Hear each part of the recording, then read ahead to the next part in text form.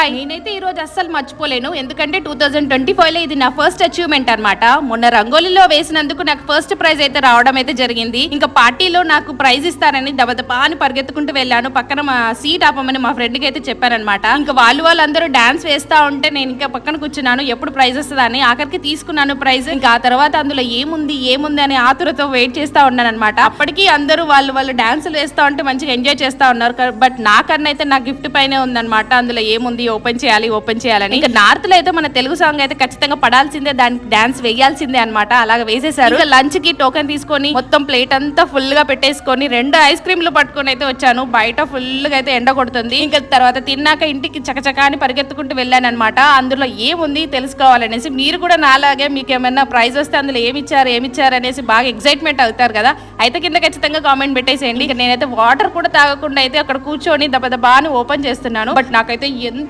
మంచి beautiful leather bag అయితే ఇచ్చారనమాట. చాలా అంటే చాలా హ్యాపీగా అనిపించింది. ఇంకా నా వీడియో నచ్చినట్లయితే ఖచ్చితంగా లైక్ కొట్టేసేయండి. ఉంటానండి, బాయ్.